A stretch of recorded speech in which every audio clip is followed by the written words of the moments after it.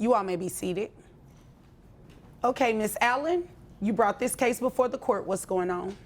Well, basically, my sister came and dropped her kids off 9 months ago and hasn't come back for them.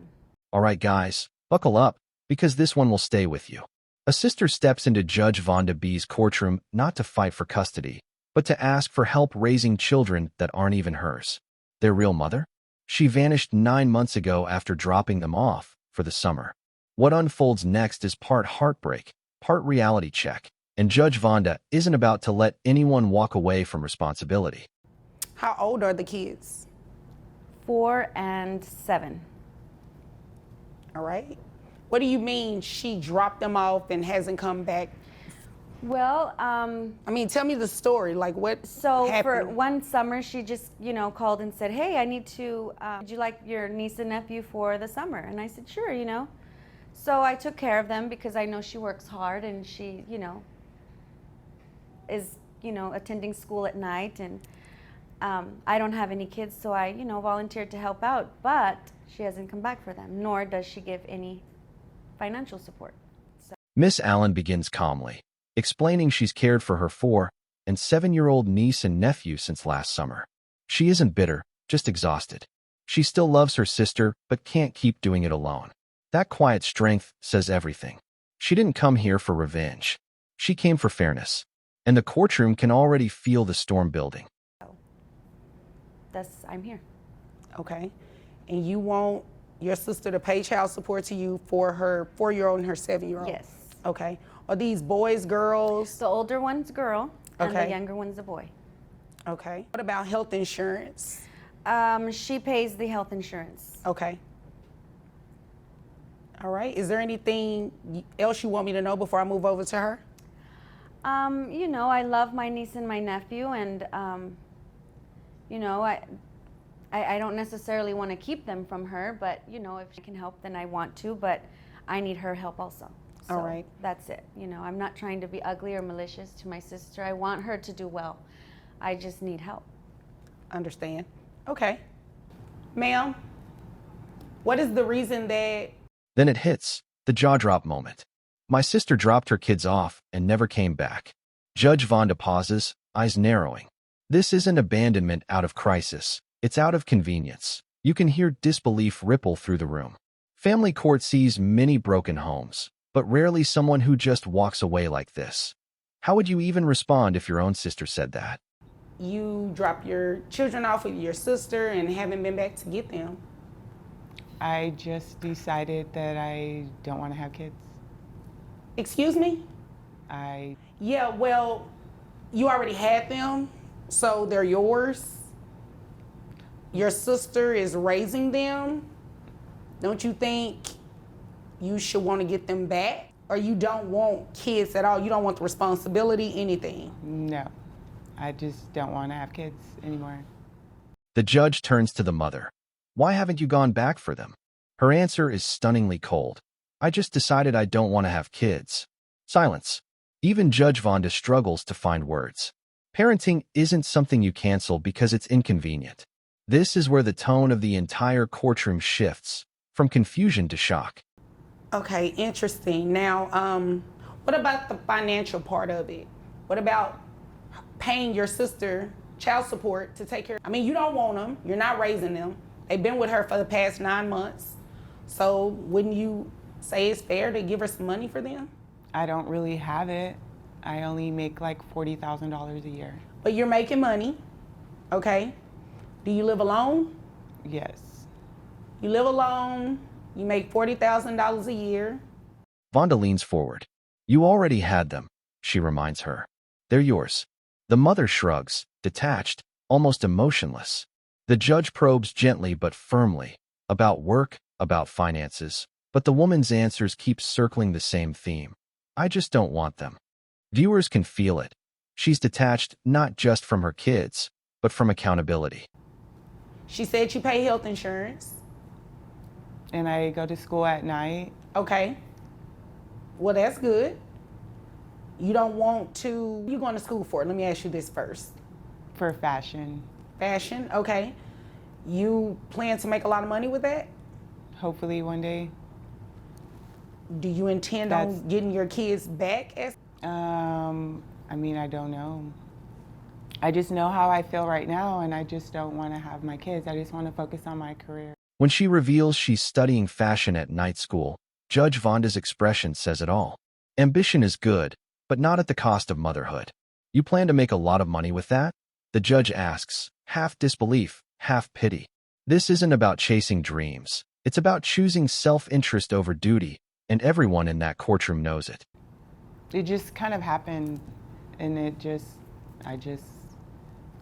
kind of just happened. Are you dating someone? no. Were you dating someone? Yes. Did they have kids? They didn't want your kids around?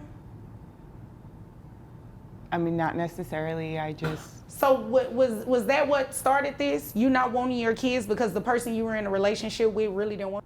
well, no. It's just, I just want to focus on my school, and I work. And so that's like my whole day. And You have to understand why this is hard for me to process, right? You know, because myself, I'm a parent and I'll do whatever for my kids. That includes career, whatever. The judge starts connecting dots. Were you dating someone? She asks. And there it is, the real motive peeking through. A past relationship that may have made her kids feel like baggage. Judge Vonda's tone softens for a second, because she's a parent too, but empathy turns to firm truth.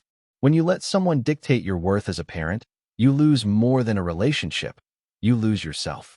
So to be sitting across from you and you're very adamant about that, it's really shocking for me. So you'll have to excuse me if I seem a little taken back. It's not making sense, ma'am. It sounds like to me is that you ditched your kids because of the relationship that you previously had. You're no longer with that person, right. which means you can go get your kids again, right? Well, now they've just been there so long, it's maybe what's best. And Well, 9 months is a long time in the sense that you go without seeing them and taking care of them, but you can still make it right. It's easier for her, Judge. My apologies to just, As the judge reflects on her own children, her voice cracks slightly. She's trying to understand a mindset no loving parent can. It's a haunting contrast. One woman desperately protecting kids that aren't hers, and another who gave birth but feels nothing. This is no longer about child support. It's about humanity. Do you think this mother can ever rebuild that bond? outburst, but it's just easier for her, for me to have them, basically. And this is what you're okay with doing. yeah. So this is what we're going to do. You said you make $40,000 a year. Health insurance, how much was that? $80. $80, okay. And that $80, that's for both of the children? Yes. So this is what we're gonna have you do. We're gonna have you continue to pay the health insurance, at least make sure the kids stay insured, okay? And you have to keep working because you're gonna pay your sister child support. You understand that, right? But I don't make enough. Miss Allen finally breaks the silence. It's easier for her if I have them. That line lands like a punch. It's exhaustion, love, and resignation rolled into 8 words. Judge Vonda locks eyes with her. It's the look of respect. This sister isn't just caring for kids. She's holding together what's left of a family that fell apart quietly. Did you think you were gonna come in here, not take care of them, and not pay child support? Well, I just think they're doing okay and she can do it.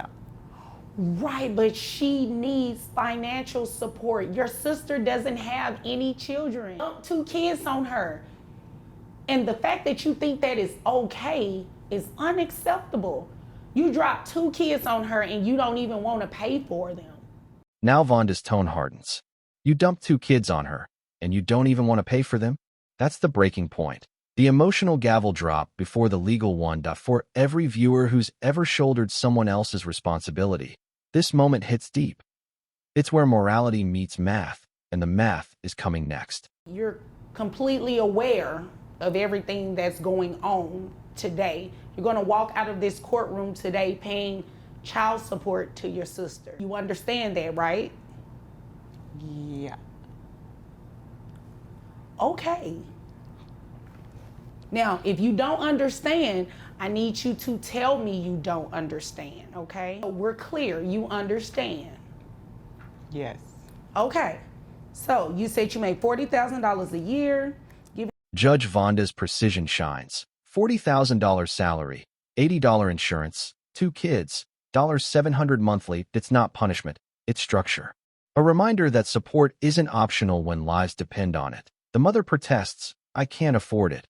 But the law doesn't bend for convenience. This is accountability in real time, and the numbers don't lie. You credit for health insurance, they bring your gross to $3,253. Your net, $2,798. That's 25% for 2 children. That brings your child support to about $699.50. We're going to round it up to $700. That's what you will pay your sister monthly. I just don't think I can afford it. That's really what my priority is right now. Well, your sister's priority is to take care of your children, not her children, your children. So as long as she's in the position that you can make it work, the judge insists. Your sister didn't have children. You did. It's not just a ruling. It's a life lesson about priorities, integrity, and consequence. Every parent watching knows.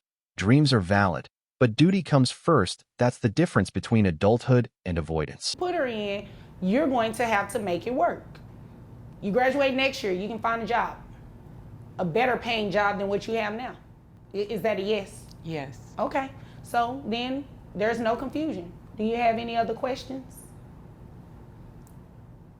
As the session closes, neither sister celebrates. The mother looks small, unsure, while the caretaker sister simply nods, relieved, but not victorious. $700 a month can't fix what was broken, but at least now, there's accountability that I in this courtroom. Love showed up where blood did not. No.